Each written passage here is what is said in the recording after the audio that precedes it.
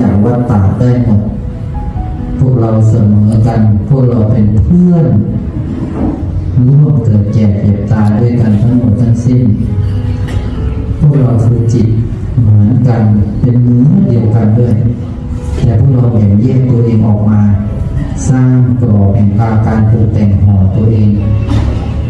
ห่อร่างกายชั้นแบ่งเป็นตัวทั้งที่พอทิ้งสิ่งเหล่านี้ไปเรากลายเป็นเนื้อเดียวกันนั่นแหละเรียกว่าธรรมธาตุ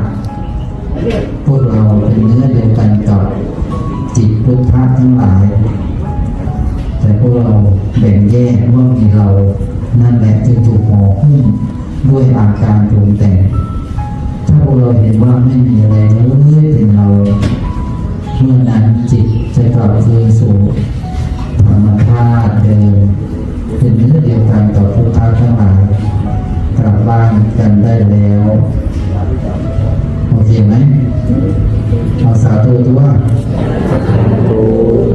เอามาพวกเราอนุโมทนาเอาเริ่มเลย